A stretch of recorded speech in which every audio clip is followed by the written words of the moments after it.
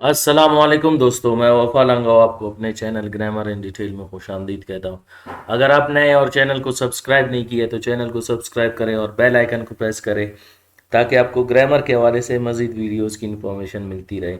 आज हम डिस्कस करेंगे first kind of definite pronoun जिसको कहते हैं पर्सनल प्रोनाउन। डेफिनेशन क्या है पर्सनल प्रोनाउन की, उसको स्टार्ट करने से पहले डेफिनेट प्रोनाउन को थोड़ा सा डिस्कस करेंगे क्योंकि पर्सनल प्रोनाउन काइंड है डेफिनेट प्रोनाउन का। डेफिनेट प्रोनाउंस की डेफिनेशन क्या है? Those pronouns which show the exact number of nouns are called definite pronouns. देखिए ऐसे नाउन्स जो ऐसे प्रोनाउंस जो एग्जैक्ट नंबर ऑफ नाउन जाहिर करे उनको हम कहते हैं डेफिनेट प्रोनाउंस। डेफिनेट प्रोनाउन का जो फर्स्ट काइंड है वो है पर्सनल प्रोनाउंस। पर्सनल प्रोनाउंस की डेफिनेशन क्या है? Those pronouns which are used instead of nouns to avoid or stop the repetition of nouns are called personal pronouns. So those pronouns which are used instead of nouns, ऐसे nouns जो pronouns जो noun की जगह पर इस्तेमाल होते हों to avoid और stop, avoid के मानी है रोकना, stop के भी मानी है रोकना। to avoid और stop the repetition of nouns, noun के रिपीट करने, बार बार रिपीट करने को रोकते हों, आर कॉल्ड पर्सनल प्रोनाउंस। उनको हम कौन से प्रोनाउंस कहते हैं? Personal pronouns. देखिए पर्सनल प्रोनाउंस की जो केसेस हैं उनको हम समझने की कोशिश करेंगे। पर्सनल प्रोनाउंस को हम यूज करते हैं किसी नाम की जगह पर उनको बार बार रिपीट करने से या उनको दोहराने से रोकते हैं, उनको हम क्या कहते हैं? Personal pronoun. पर्सनल प्रोनाउंस की तादाद जो नंबर है वो क्या है? देखिए पर्सनल प्रोनाउंस में तीन चीजें हैं। एक है number in personal pronouns,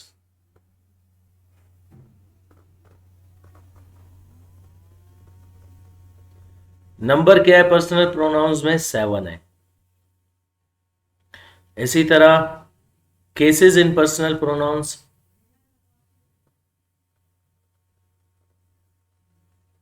cases in personal pronouns वो हैं 4। और लास्ट जो हम डिस्कस करेंगे पर्सन्स इन पर्सनल प्रोनाउन, पर्सन्स इन पर्सनल प्रोनाउन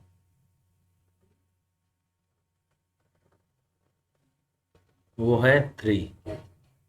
क्लियर? अब देखिए तादाद क्या है इनकी, नंबर क्या है? 7। 1 2 3 4 5 6 7, टोटल 7 पर्सनल प्रोनाउंस है।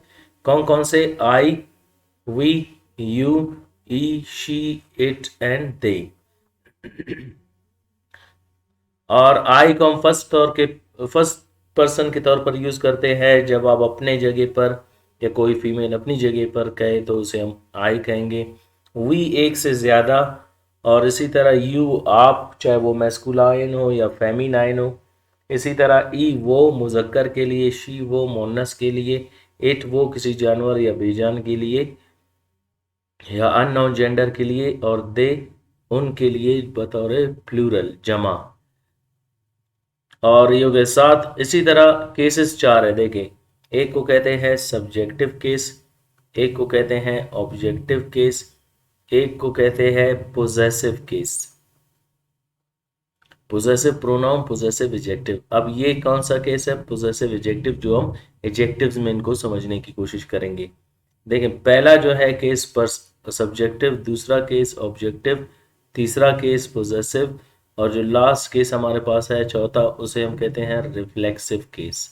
सो subjective, objective, possessive and reflexive cases. देखें थर्ड हमारे पास है पर्सन्स इन पर्सनल प्रोनाउन। जब आपसे कोई पूछे कि पर्सन्स कितने हैं तो आप कहेंगे 3। देखिए आई और वी इसको हम कहते हैं फर्स्ट पर्सन। इसी तरह यू को हम कहते हैं सेकंड पर्सन, और ई, शी, इट और दे को हम कहते हैं थर्ड पर्सन। सो देखिए first person speaks, second person listens and third person we talk about, और थर्ड पर्सन के बारे में बात की जाती है। इसी तरह नेक्स्ट हमारे पास है केसेस ऑफ पर्सनल प्रोनाउंस। देखिए subjective cases, objective cases. Subjective cases में सब्जेक्ट काम करता है। क्लियर? देखिए I, we, you, he, she, it, they काम करते हैं। ऑब्जेक्टिव केसेस पे इन पर काम होता है। पोजेसिव केसेस मलकियत जाहिर करते हैं, जिसको हम सेकंड काइंड ऑफ प्रोनाउन में समझने की कोशिश करेंगे, जो ऑनरशिप और रिलेशनशिप जाहिर करते हो। इसी तरह रिफ्लेक्सिव केसेस जो जब सब्जेक्ट अपने आप को खुद मुतासिर करता हो। देखें कैसे ये काम करते हैं, इनको थोड़ा सा समझने की कोशिश करेंगे। आई फर्स्ट पर्सन है, वी फर्स्ट पर्सन है जो बोलता है। देखिए मैं बोल रहा हूं यू, और आप सुन रहे हैं, सेकंड पर्सन सुनता है। थर्ड पर्सन के बारे में बात की जाती है, जैसे मैं कहता हूं वो एक लड़का है, वो एक लड़की है, ये एक मार्कर है, वो शोर कर रहे हैं। तो मैंने बोला या हमने बोला, आपने सुना, थर्ड पर्सन के बारे में बात की गई। केसेस में सब्जेक्टिव केसेस काम करते हैं, ऑब्जेक्टिव केसेस पे काम होता है। सपोज हम एक वर्ब लेते हैं कॉल, कि मानिए बुलाना। अब देखें आई कैसे काम करता है। आई कॉल यू, मैं आपको बुलाता हूँ। I call him, I call her, I call it, किसी जानवर को इशारे से बुलाना। आई कॉल देम, मैं उनको बुलाता हूँ। तो आई ने काम किया और इन तमाम पे काम हुआ। इसी तरह we call you, we call him, we call her, we call it, and we call them. Next हमारे पास है you call me, you call us, you call him, you call her, you call it, and you call them. He calls me, he calls us, he calls you, he calls him, he calls her, he calls it, he calls them. She calls me, she calls us, she calls you, she calls him, she calls her, she calls it, and she calls them. It कोई जानवर है, मैं कहता हूँ it is a dog, and it bite काटता है। It bites me, it bites us, it bites you, it bites him, it bites her, it bites it, and it bites them. और last हमारे पास है they. They call me, they call us, they call you, they call him, they call her, they call it, they call them. तो subjective cases काम करते हैं और objective cases पे काम होता है। ये हो गए हमारे पास पर्सनल प्रोनाउंस की डिटेल जो हमने डिस्कस किए। अब इनके बारे में एक एक करके पढ़ेंगे, जो हम आई से स्टार्ट करेंगे पर्सनल प्रोनाउंस को समझने में। फर्स्ट हम इनके डेफिनेशंस पढ़ेंगे कि आई कहाँ यूज़ होता है, we, you, he, she, it, they, ये तमाम कैसे यूज़ होते हैं। फर्स्ट जो पर्सनल प्रोनाउन है हमारे पास वो है आई। आई कहाँ यूज होता है, देखिए it is a personal pronoun as used for first person singular. ये पर्सनल प्रोनाउन है और इसे हम फर्स्ट पर्सन के तौर पर यूज करते हैं। इट मीन्स द स्पीकर और writer who is refer to himself और हरसेल्फ। राइटर या स्पीकर अपने आप को रेफर करता है, अपना नाम लेता है, अपने बारे में बात करता है। वो करती है या करता है, अगर मेल है तो करता है, अगर फीमेल है तो करती है। I we use as a subject of verb when a speaker or writer refers to him or herself। देखिए हम जब कोई शख्स अपने आप को रिफर करता हो या करती हो तो उसके लिए हम आई यूज करते हैं। Example, I am going to teach you grammar, यानी मैं अपने आप को रेफर कर रहा हूँ कि मैं आपको ग्रामर पढ़ाने जा रहा हूँ। इसी तरह एक नोट है, this is only the personal pronoun which is always spelled with a capital letter as the subject. देखिए एज अ सब्जेक्ट ये पहला है, जहां पे भी ये आए इसको आप हमेशा कैपिटल में लिखेंगे। क्लियर? अगर इसका ऑब्जेक्टिव केस है तो वो आप स्मॉल में लिखेंगे, लेकिन एज अ सब्जेक्ट ये पहला पर्सनल प्रोनाउन है जिसको आप हमेशा कैपिटल में लिखेंगे। जैसे ई and I are old friends, देखें यहाँ पे आई को कैपिटल में लिखना है। एक और नोट होगा कि in polite usages it is usually avoided to mention yourself first. याद रखें पोलाइट वे में आप अपने आप को पहला मेंशन नहीं करेंगे, आप कहेंगे he and I are old friends. अगर आप यहाँ पे कहना चाहेंगे कि I and he are old friends, तो ये पोलाइट वे नहीं होगा। पोलाइट वे में आपने अपने हमेशा अपने आप को सेकंड सब्जेक्ट में आपने अपने आप को मेंशन करना है। अगर आप इस तरह करेंगे तो ये पोलाइट वे नहीं होगा। I and he are old friends, he and I are old friends polite way होगा, I and he are old friends unpolite way होगा। नेक्स्ट हमारे पास पर्सनल प्रोनाउन वो है we. It is a personal pronoun and used for first person plural. देखिए ये भी first person है लेकिन इसको हम बतौर प्लूरल यूज करते हैं यानी जमा के तौर पर, और सिंगुलर आई था हमारे पास, प्लूरल वी होगा। अब इसको यूज कहाँ करते हैं? We use we as a subject of verb when we mean I and another person और अदर पीपल। जब मैं अपने आप को या अब मेरे साथ कुछ और शख्स की नुमाइंदगी कर रहा हूँ तो उसके लिए मैं क्या यूज करूंगा? We. Example, why don't we go and see it together, यानी मैं सिर्फ अपना बात नहीं कर रहा बल्कि मेरे साथ जो मौजूद है उनको भी मैं कह रहा हूँ why we should not go and see it together. Next एक नोट है, we use we for people in general. देखो आमतौर पर लोगों के बारे में बात की जाए तो हम वी को यूज करेंगे, यानी कोई माइंड नहीं करें। We must be abide by the law. अगर मैं कहूँ you must be abide the law, फिर आप सोचेंगे कि हमें कहा जा रहा है कानून की फरमाबरदारी करें, लेकिन बोलने वाला खुद नहीं कर रहा, तो उसके लिए वो क्या कहेगा? We must be abide by the law. इसी तरह नेक्स्ट जो हमारे पास है थर्ड वन वो है यू, सेकंड पर्सनल प्रोनाउन।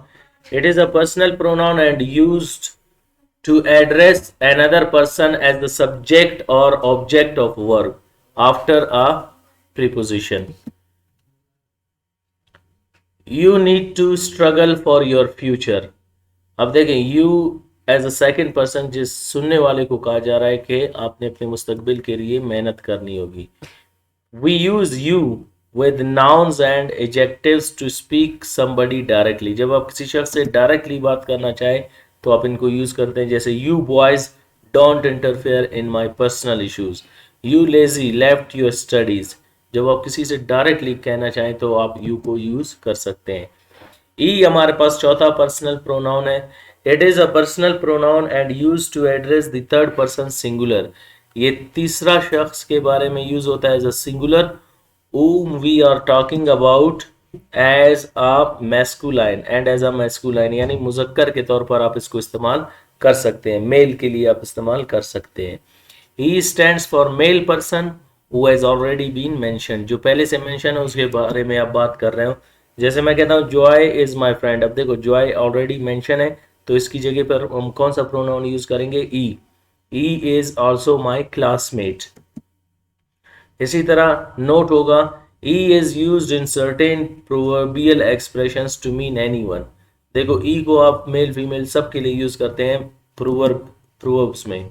ई ऊ एजिटेट्स इज लॉस्ट, जो हिचकिचाता है वो कुछ नहीं कर सकता। क्लियर? ई ऊ एजिटेट्स इज लॉस्ट। इसी तरह ई ऊ नोज नथिंग डाउट्स नथिंग, नाच न जाने आंगन टेढ़ा।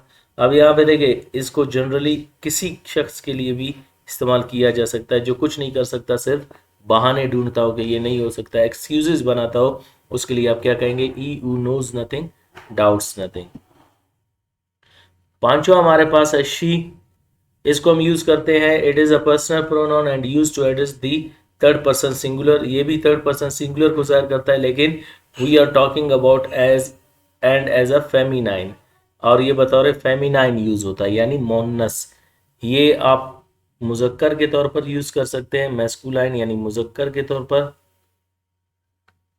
और इसको आप यूज करेंगे मोनस के तौर पर। एग्जाम्पल है she did her all household works and went for teaching. उसने अपने घर के तमाम काम मुकम्मल किए और वो पढ़ाने चली गई। अब देखें शी यानी हम किसी फीमेल के बारे में बात कर रहे हैं, यहाँ पे ई मीन्स किसी मेल के बारे में बात कर रहे हैं। नोट है countries can be personified as feminine. देखो आप मुल्कों को भी मुल्कों के लिए भी आप शी यूज कर सकते हैं। जैसे मैं कहता हूँ in world war first Germany assumed a role as a world power. देखो पहली जंग अजीम में जर्मनी ने अपने आप को दुनिया का एक पावर साबित किया। तो यहाँ पे कंट्रीज के लिए आप क्या यूज कर सकते हैं, शी। याद रखें, इन टुडेज टाइम, आज के दौर में आप तमाम कंट्रीज के लिए शी यूज करेंगे, लेकिन जो पावरफुल होगा उसके लिए यूज करेंगे। जैसे मैं कहता हूँ, America is the country, he is so powerful, and remaining जितने भी कंट्रीज होंगे उनके लिए फिर आप शी यूज करेंगे। वर्ल्ड पावर के लिए आप ई, क्योंकि ई मैस्कुलाइन यानी मुजक्कर जो पावर जाहिर करता है, और शी फेमिनाइन मोनस जो कमजोरी जाहिर करता है। तो इनमें से जो पावरफुल होगा उसके लिए आप ई, बाकी तमाम के लिए आप शी यूज कर सकते हैं as a common gender. Next हमारे पास है इट, जो छठा पर्सनल प्रोनाउन है। It is a personal pronoun and used as the subject और ऑब्जेक्ट। आप इसको सब्जेक्ट और ऑब्जेक्ट के तौर पर इस्तेमाल कर सकते हैं of a verb after after preposition. It is used to refer to an animal or things that has already been mentioned. देखें, आप इसको जानवरों के लिए इस्तेमाल कर सकते हैं, चीज़ों के लिए जो ऑलरेडी मैंशनड हो। अब देखें, पर्सन्स के लिए कैसे इस्तेमाल करेंगे, एनिमल्स के लिए I have a dog, it is so loyal. Animals और थिंग्स के लिए, अब आपने एनिमल्स के लिए कैसे यूज़ करना है इसको, मेरे पास एक कुत्ता है जो ऑलरेडी मेंशन हो चुका है, इसके लिए आप क्या यूज़ करेंगे, इट इज़ सो लॉयल, वो इंतहाई वफादार है। She has a car, it is expensive, उसके पास एक गाड़ी है, कार की जगह पर आप फिर क्या यूज़ करेंगे, इट। नोट है, it can refer to a quality, an event और अ प्लेस। क्वालिटी, इवेंट और प्लेस के लिए भी यूज हो सकता है। जैसे मैं कहता हूँ वी कैन अर्न लॉयलिटी, देखो अभी एक क्वालिटी है, it can not be bought, हम इसे खरीद नहीं सकते। हम देखिए, ईमानदारी को कमा तो सकते हैं लेकिन खरीद नहीं सकते। इसी तरह आई लाइक स्विमिंग, मुझे तैराकी पसंद है, इट कीप्स मी फिट, जो मुझे तंदुरुस्त रखता है।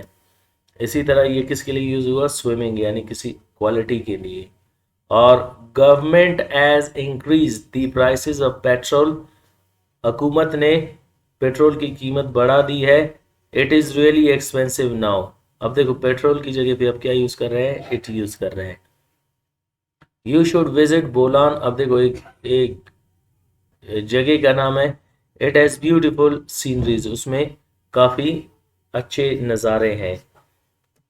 नेक्स्ट हमारे पास नोट है, we use it to identify unknown people. देखो, हम इट को यूज करते हैं अननोन पर्सन को आइडेंटिफाई करने। जैसे कि दरवाजे में जब दस्तक हो, जैसे a knock at the door, दरवाजे में दस्तक होगा तो आप क्या कहेंगे, so we will say who is it, कौन है।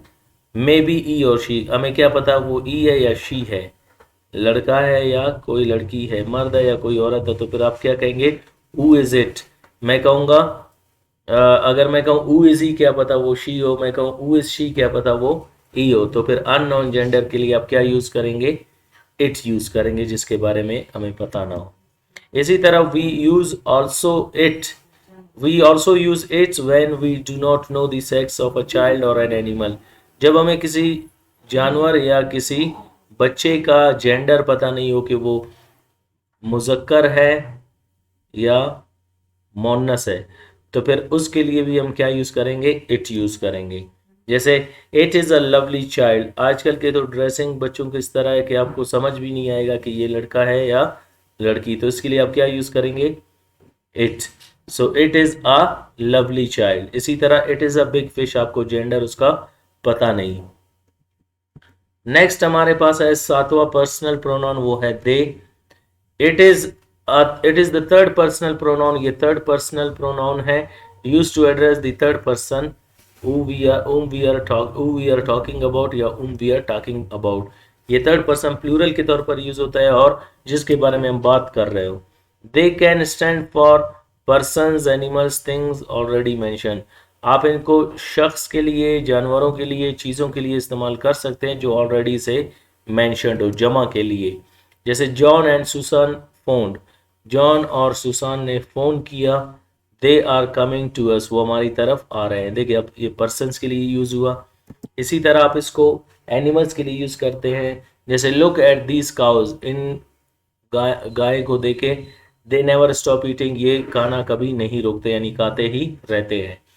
ये जानवरों के लिए यूज़ हुआ। इसी तरह आर कर्टेन्स लुक डर्टी, हमारे पर्दे गंदे दिखाई देते हैं, they need a good wash, इन्हें अच्छी धुलाई की ज़रूरत है। ये चीज़ों के लिए आपने यूज़ किया। इसी तरह एक नोट है, they can be use in general statement to mean people. They को आप लोगों को रिप्रेजेंट करने के लिए भी यूज़ कर सकते हैं। दे से oil prices will be going up सून। वो कह रहे हैं कि पेट्रोल की कीमतों में इजाफा होगा। अब वो से मुराद आप किसी के बारे में जनरल स्टेटमेंट दे रहे हैं या बात कर रहे हैं। They can also be use to refer authorities. आप अथॉरिटीज को भी रिफर कर सकते हैं, जैसे they are again creating issues for the poor. अब जब आप किसी अथॉरिटी के बारे में डायरेक्टली बात नहीं कर सकते, इनडायरेक्ट पैगाम किसी को देना चाहें, तो फिर आप यूज कर सकते हैं दे को अननोन के लिए। They is also use to mean someone else not I. They के मानिए वो लोग, यानी मैं खुद नहीं या हम खुद नहीं। जैसे if you ask students they will tell you about me. आप स्टूडेंट से पूछें वो आपको बताएंगे, यानी मैं खुद नहीं बताऊंगा, वो खुद आपको बताएंगे। पर्सनल प्रोनाउंस में जो पर्सन्स हैं वो हम डिस्कस करेंगे। देखिए मैंने कहा था 3 पर्सन्स हैं, पहले हम इनको डिस्कस कर चुके हैं। अब फिर से इनकी डेफिनेशन भी आपके लिए क्लियर हो ताकि आप इनको आसानी से समझ सकें। फर्स्ट जो हमारे पास है वो है फर्स्ट पर्सन, आई और वी। इसको हम कहते हैं फर्स्ट पर्सन। फर्स्ट पर्सन की डेफिनेशन क्या है? A person who speaks is called first person. जो शख्स बोलता है उसे हम फर्स्ट पर्सन कहते हैं। सेकंड पर्सन क्या है? यू है। A person who lessons is called second person. जो सुनता है उसे हम सेकंड पर्सन कहते हैं। और थर्ड पर्सन हमारे पास ई, शी, इट और दे है। A person who we talk about is called third person. जो शख्स बोलता है उसे हम फर्स्ट पर्सन कहते हैं। जो सुनता है, यानी आप मुझे सुन रहे हैं तो आप सेकंड पर्सन है।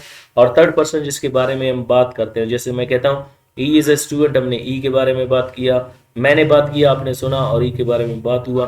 शी इज ए स्टूडेंट, मैंने बात किया, आपने सुना और थर्ड के बारे में बात की गई। इट इज अ मार्कर, मैंने कहा, आपने सुना और थर्ड पर्सन के बारे में बात किया गया। दे आर कमिंग, मैंने बात की, आपने सुना और थर्ड पर्सन के बारे में बात की गई। सो ये हो गए पर्सन्स। लास्ट जो हमारे पास है वो है केसेस ऑफ पर्सनल प्रोनाउंस। हमारे पास जो फर्स्ट केस है उसे हम कहते हैं सब्जेक्टिव केस। सब्जेक्टिव केस की डेफिनेशन क्या है? In subjective cases personal pronouns do something और show the status of a person, place और अ थिंग। ये किसी शख्स का मकाम, रुतबा जाहिर करते हैं या कोई काम करते हैं जुमले में। देखिए मैं कहता हूँ शी इज़ अ टीचर, तो शी का स्टेटस मकाम जाहिर किया गया। इट इज़ अ सिटी, ये एक जगह का मकाम जाहिर किया गया कि ये एक शहर है। और इसी तरह इट इज़ अ मार्कर, एक चीज़ का मकाम जाहिर किया गया। और she is learning English, I am learning English, तो ये क्या हुआ, यहाँ पे काम करने वाले के बारे में बात की गई। ऑब्जेक्टिव केस जैसे हमारे पास सब्जेक्टिव में क्या है? I, we, you, he, she, it and they, ये सब्जेक्टिव केसेस है जो जुमले में काम करते हैं। सेकंड हमारे पास है objective cases. In objective cases personal pronouns are affected, personal pronouns मुतासिर होते हैं। जैसे देखिए मी पे काम होता है you call me, you call us, he calls you, I call him, you call her, I beat it and you teach them. इन पे काम हुआ। इसी तरह पोजेसिव केसेस जो मलकियत जाहिर करते हैं, in possessive cases personal pronouns show possession. देखो ये मलकियत जाहिर करते हैं। अब मलकियत में दो चीज़ें आते हैं, एक को कहते हैं ऑनरशिप और एक को कहते हैं रिलेशनशिप। ऑनरशिप में क्या है? जिसको हम कहते हैं जायदाद जाहिर करता हो। और इसी तरह रिलेशनशिप रिश्ता या ताल्लुक जाहिर करता हो, तो फिर उसके लिए हम क्या यूज़ करते हैं? पोजेशन। जैसे mine, this book is mine, these books are yours, these books are ours, this shirt is yours, that pen is, that bag is ours, and that is its, that tail is its, and that these shirts are theirs। तो यहाँ पे आप मलकियत को जाहिर कर रहे हैं। Reflexive cases जो लास्ट केसेस हमारे पास, डेफिनेशन क्या है? In reflexive cases personal pronouns are used as as objects of a verb when the action of the verb returns to the doer। जब यानी returns to the doer का मतलब ये है कि जब सब्जेक्ट अपने आप को उस काम में मुतासिर करता हो या अपने आप को मुतासिर करता हो, इफेक्ट करता हो, उसे हम रिफ्लेक्सिव केस कहते हैं। इनके डिटेल्स हम पढ़ेंगे आने वाले रिफ्लेक्सिव प्रोनाउंस में। जैसे हमने कहा था पर्सनल डेफिनेट प्रोनाउंस के 10 काइंड्स हैं, उनमें से 10वां जो है वो है रिफ्लेक्सिव प्रोनाउंस। इनको हम रिफ्लेक्सिव प्रोनाउंस में ही डिस्कस करेंगे। One subject and object are same person, जब सब्जेक्ट और ऑब्जेक्ट सेम हो। जैसे I teach English myself, मैं खुद इंग्लिश पढ़ाता हूँ, यानी मैं अपने आप को खुद मुतासिर कर रहा हूँ इस काम को करने में। We are getting education ourselves, you are studying yourself and you are studying yourself, एक से ज्यादा, ये सिंगुलर के लिए यूज होगा, ये प्लूरल के लिए। इसी तरह you are going to college, he is going to college himself, she is cooking food herself, the it is biting itself और they are getting education themselves. तो ये हो गए हमारे पास केसेस ऑफ पर्सनल प्रोनाउंस। उम्मीद करता हूं आज का लेक्चर आपको समझ आ गया होगा। मिलते हैं अगले लेक्चर में, अपना ख्याल रखिएगा। अल्लाह हाफिज।